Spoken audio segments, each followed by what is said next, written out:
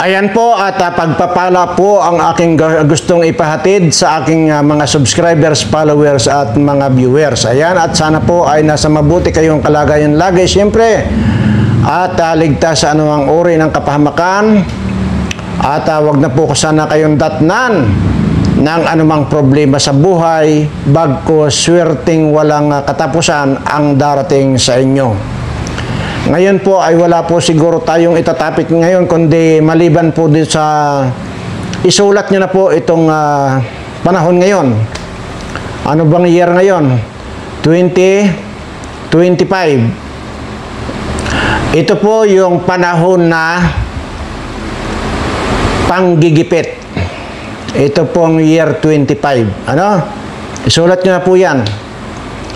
At sa darating naman pong 2028, yun naman po yung panahon ng paglilibing.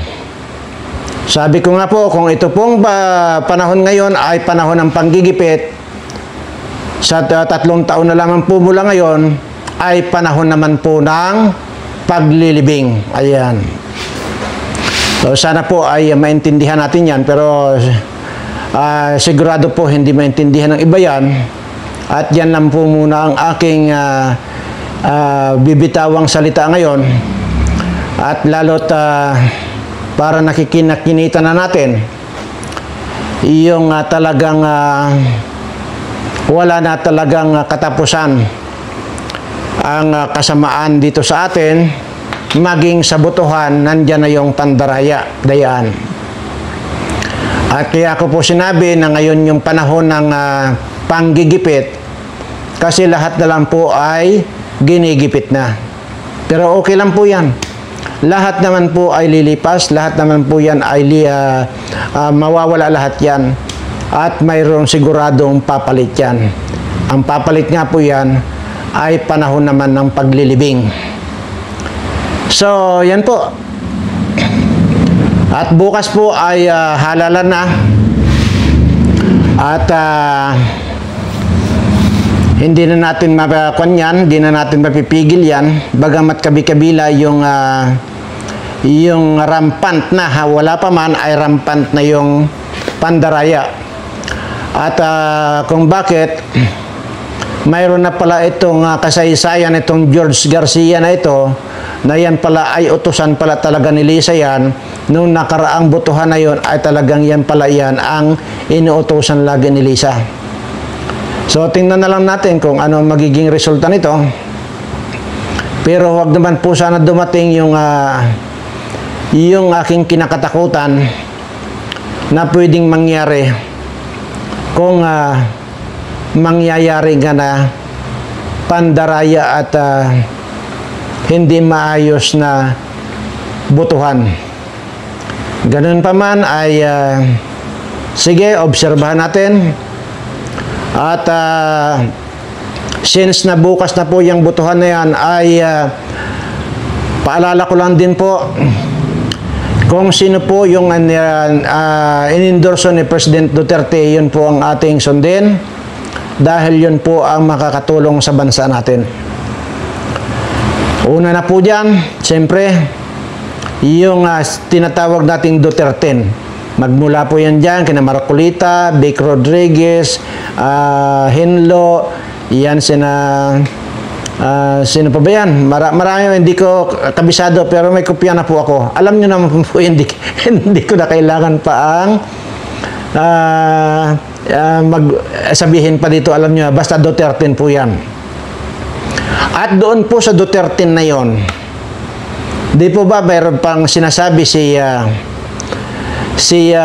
BP Sara na idagdag na rin natin si Camille Villar at saka itong si Amy Marcos. Pero kabaliktaran po doon sa sinasabi rin ni President Duterte na ang idadagdag natin dyan sa Duterte na yan ay si Gringo Honasan. Ano po? So, yun po. Instead na Amy, si Gringo Honasan na po yan. Yun po ang ating idadagdag.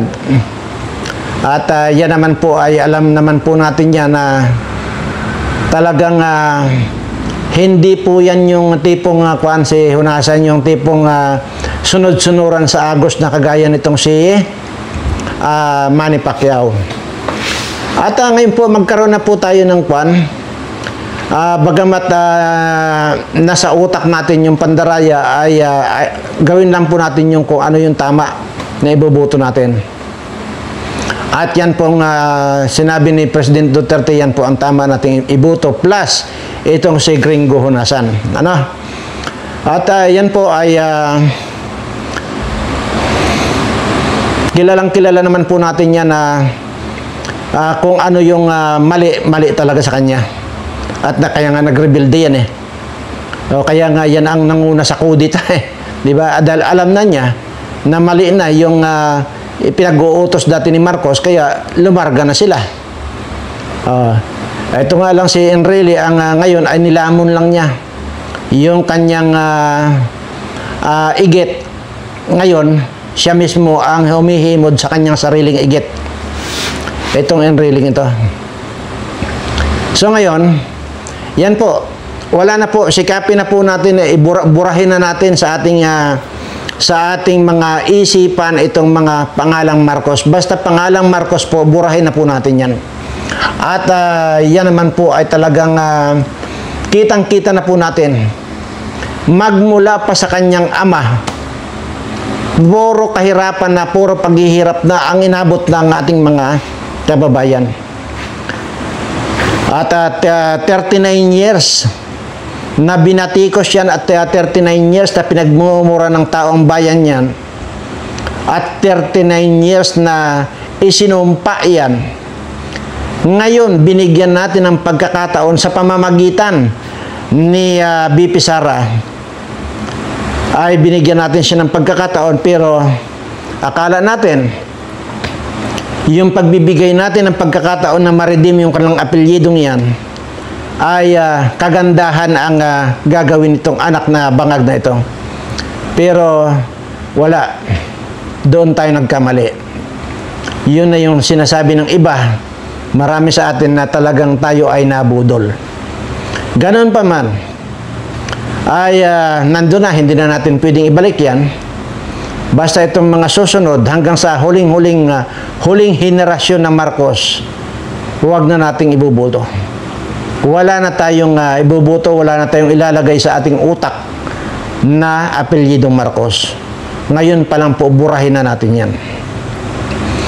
Ang sinasabi ko naman po dyan, kahit na sino pa yan, ang ilagay ninyo basta bago, huwag na yung mga luma. Maliban nga itong luma na ito si Gringo Honasan, pero maliban dyan, may exemption naman po yan. Kung ito naman po ay maganda naman yung naging record niya. At sa tingin ko naman po ay maganda naman yung record dito si Gringo Honasan, kaya yan po ang ilagay natin. Instead na Amy Marcos. At sigurado naman po ako, dahil sa nabasa ko naman po yung ibig sabihin ni BP Sara, hindi dahil sa sumusubay tayo sa kanya. Basa ko na po yung kanyang pag-endorso kay Amy. Alam po kasi niya na tayo na mga sumusuporta dito sa mga Duterte ay matatalino. Kaya hindi na po niya kailangan magpaliwanag kung bakit niya inendorso itong si Amy Marcos. Hayaan na po natin yan.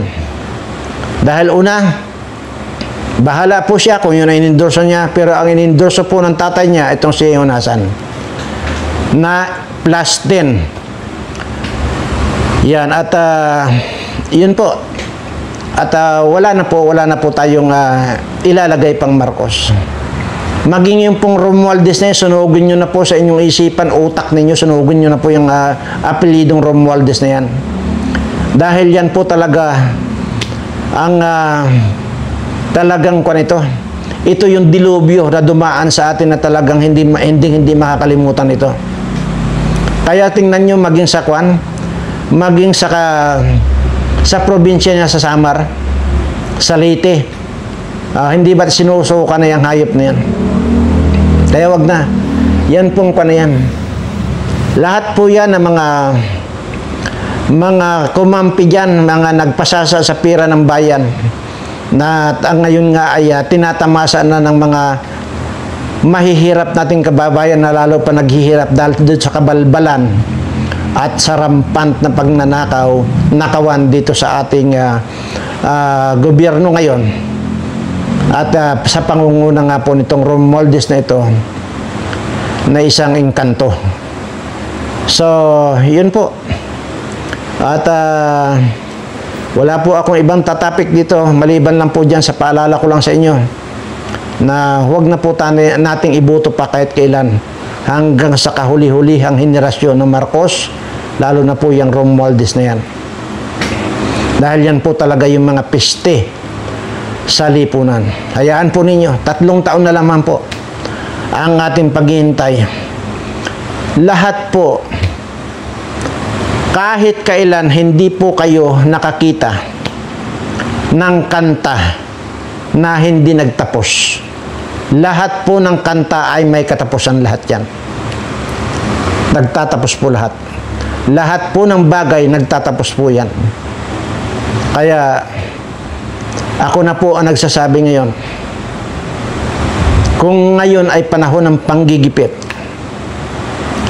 ilang taon na lang po, malapit lang po yan, malapit na po, na darating yung panahon ng taglibing. Yan. Kaya, kung ang sinasabi po sa banal na kasulatan ay sa 10 utos ng Diyos ay bawal ang pumatay.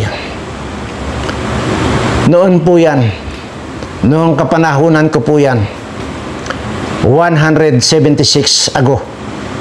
Yan po yan yung bawal ang pumatay. Yan po yung isa sa 10 utos ng ating Panginoon. Pero ngayon po, hindi naman po natin papatayin, ililibing na lang po natin. So wala pong nakasulat sa banal na kasulatan na bawal ang maglibing. Yun po. Huwag natin patayin. Basta na lang natin ilibing, di at least hindi natin pinatay. Ulitin ko lang po. 176 ago. 176 years ago. Noong ipinagbawal ng ating Panginoon ang bawal ang pumatay. Pero ngayon makabago na po tayo lahat ngayon. At wala pong pinagbabawal kung ito naman pong ating ililibing ng buhay.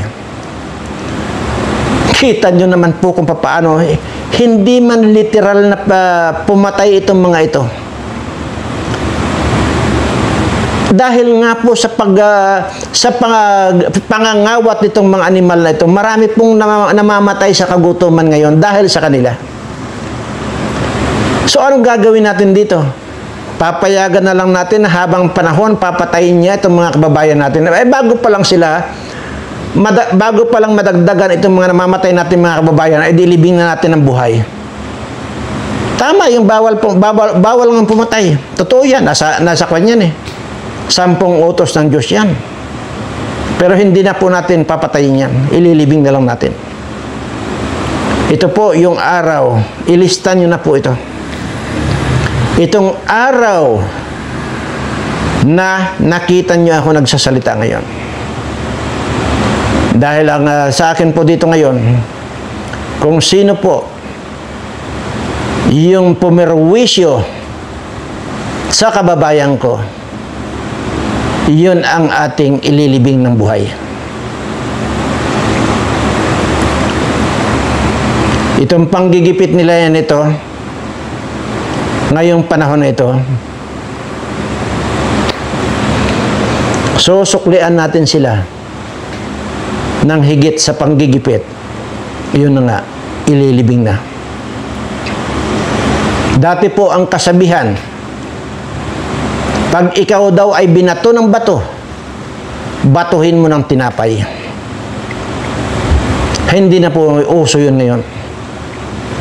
Pag ikaw po ay binato ng bato ngayon, barilin mo na. Yun na po ang uso ngayon. So, wala na po eh.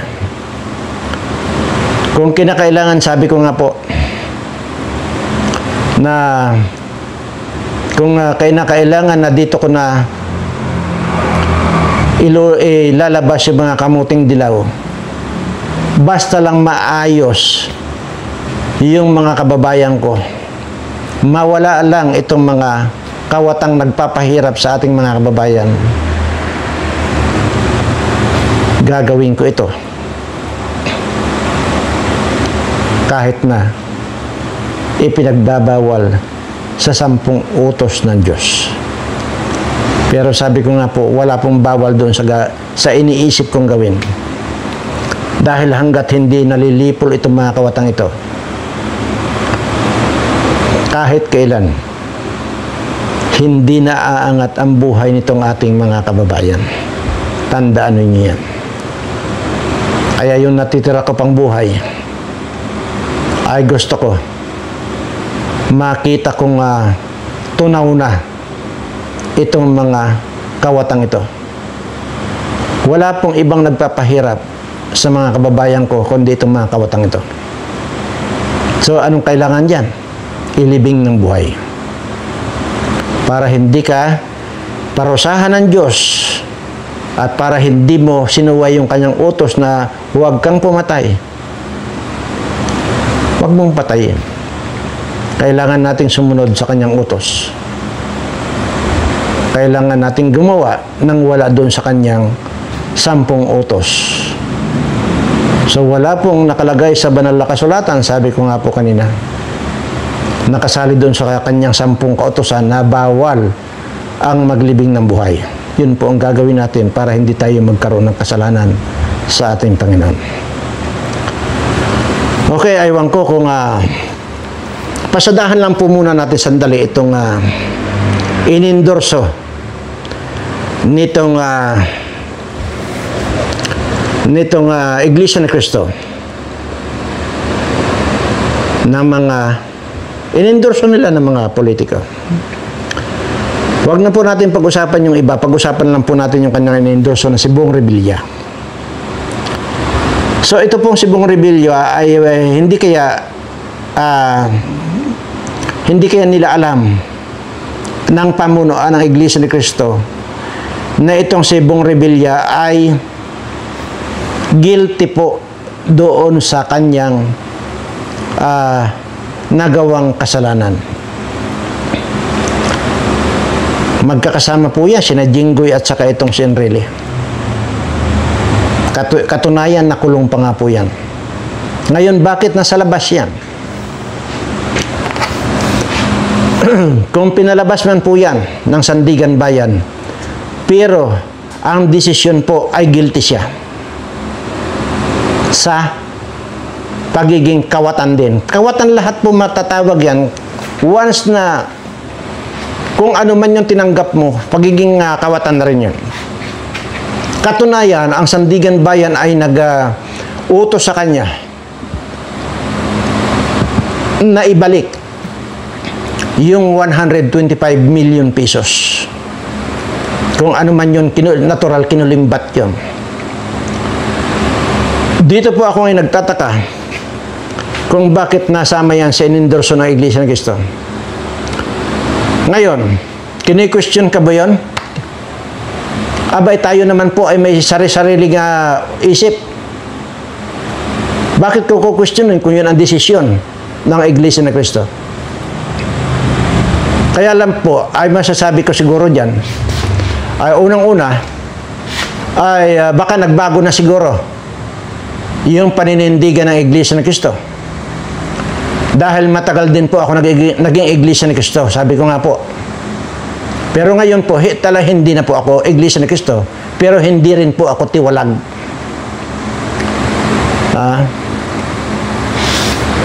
Naikwento ko na po yan dati sa inyo.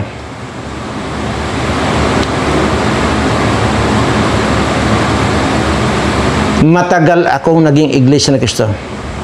Pero ang pagkakaalam ko, kung ikaw ay kawatan, hindi ka na i-endorso ng Iglesia ni Cristo.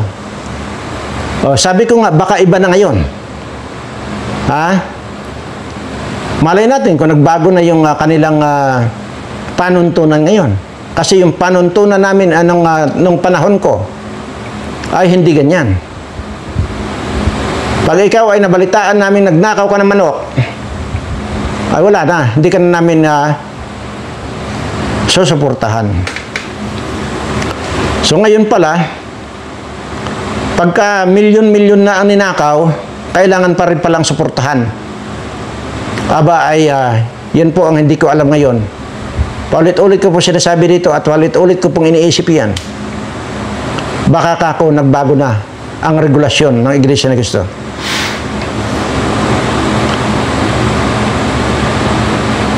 Ngayon, tumututol ba ako? Wala akong karapatang tumutol. Pero sinasabi ko lamang po dito base dito sa ini-endorso ng Iglesia ni Cristo.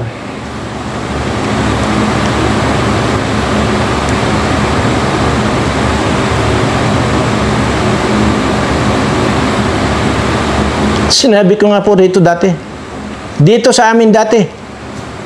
Kahit mag-imbestiga kayo.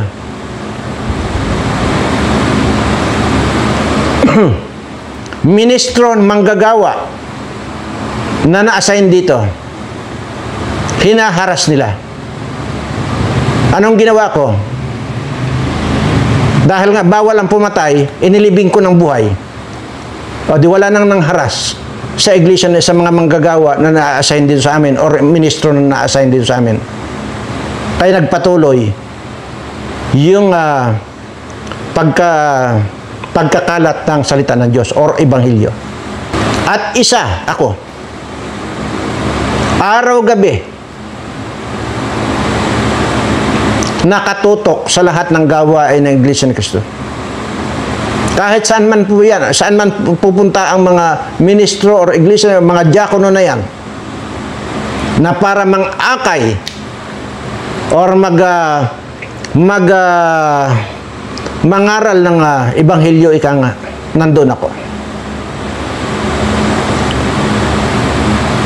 So, yun lamang po ang aking masabi. So, kung ganun naman pala, ay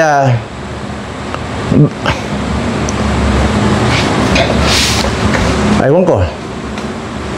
Pero sa totoo lang, sige, magtatanong-tanong ako dahil hindi matagal na akong wala sa Iglesia ni Cristo eh. Baka naman ganun na ngayon ang patakaran. Hindi ko alam.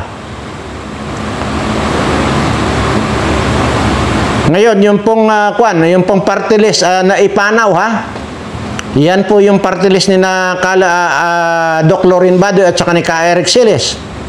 Yan po ang kailangan nating ilagay, yung ipanaw. Huwag na yung mga akbayan na ipinopromote ni Lisa Hontiveros. O, tingnan mo naman yung ipinopromote niya. Yung ngipin, parang ngipin ng mga kalabaw kalalaki.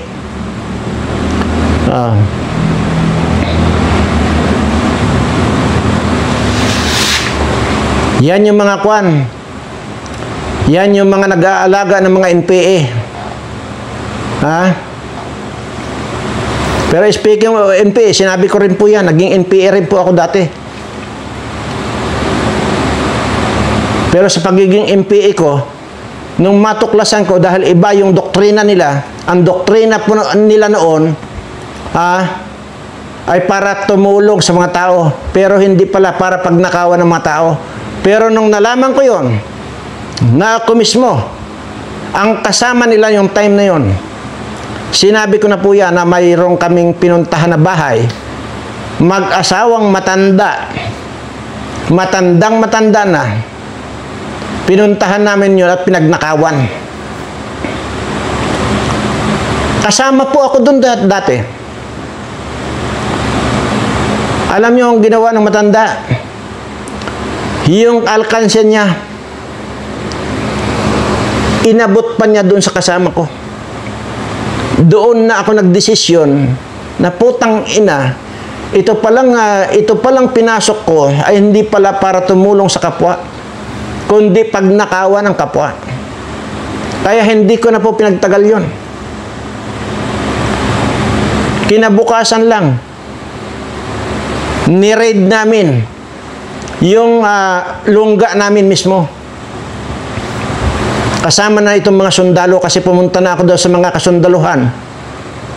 At sinabi ko na nandun yung kampo namin. Ako mismo ang nanguna.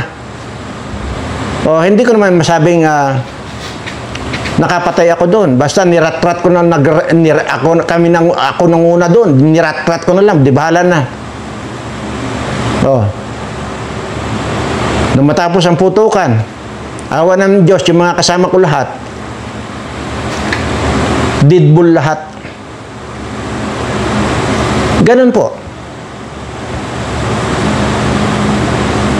Ngayon, kinarma ba ako?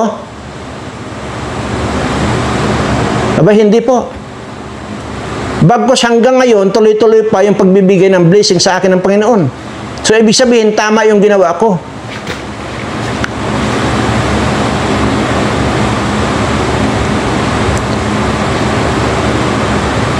Sino pa ba ang in-endorso ng Iglesia ng Cristo?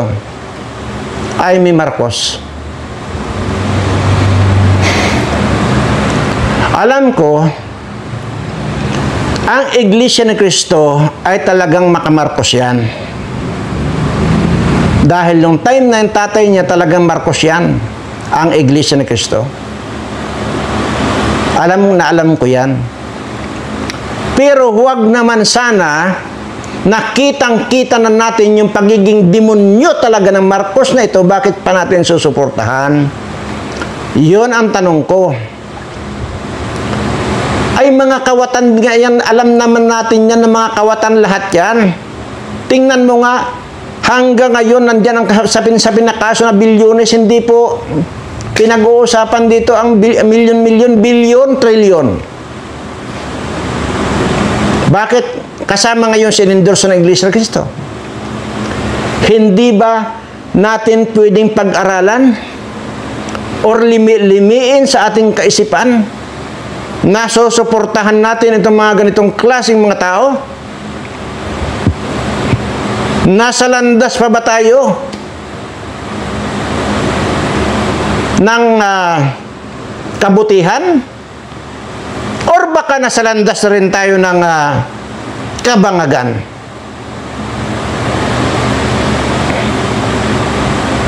Kumo ba Marcos tayo noon? Tayo, kasi kasama po ako noon. Active pa po akong Iglesia ng Cristo noon. Kumo ba Marcos tayo hanggang dito ngayon sa mga anak ng Marcos na ating sinuportahan noon? Ay susuportahan pa rin natin ito kahit bangag na? Kahit mga kawatan na ngayon? Nagtatanong lang po ako, pamunuan ng Iglesia ng Cristo.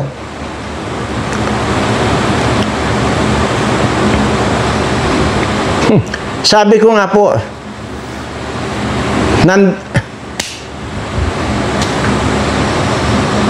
kung hindi ko inilibing yung mga nanghaharas dito sa amin, dito sa mga ina-assign lang manggagawa o ministro, hindi lumago ang Iglesia ng Cristo dito sa amin. Dahil nung time na yon, pagka may pagsamba, binabato yung kapilya, kung ano-ano pang pinaggagawa, makita-kita mo, ultimong tain ng kalabaw, ibinabato.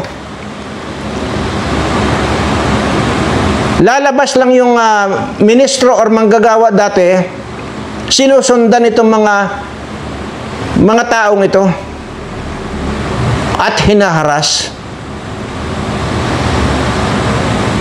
Kaya doon ako nagdesisyon na ilibing ng buhay yung mga nanghaharas na yon. Dahil naniniwala ako at nakikita ko naman yung prinsipyo ng Iglesia ng Cristo noon. Kaya lang ngayon, wala na ako at wala na akong time na para magbalik loob pa. Hindi ko na alam kung ano yung mga regulasyon ng Iglesia ng Cristo ngayon. Anyway, yun ang desisyon ninyo, wala akong kandoon. Hindi ko pwedeng panghimasukan yung desisyon ninyo. Basta ako nagtatanong lang. Napapailing lang ako nung nalaman ko na Ito palang Aimee at saka itong Bong Revilla in-endorso. Ay kung ganun, ay wala na talaga pala tayong mapuntahan. Pati mga kawatan pala ngayon ay i-endorso na natin. Yung mga demonyo ay i-endorso na natin. Yan ang sinasabi ko, puro tayo porma.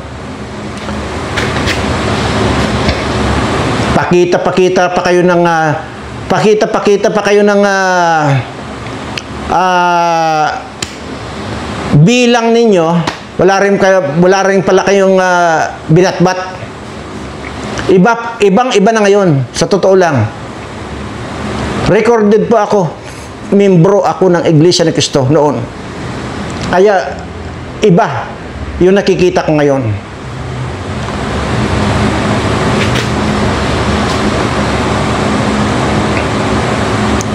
Ano pa yung pakita natin na mga bilang ng Iglesia ni Cristo?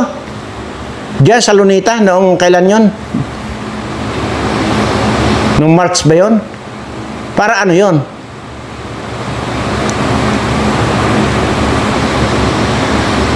Tatanong lang.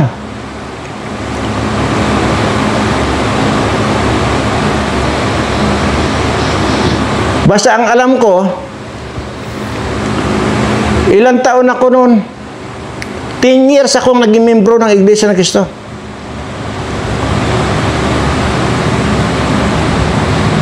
Kaya nagtaka lang ako ngayon. Ba't ganito? Hindi kaya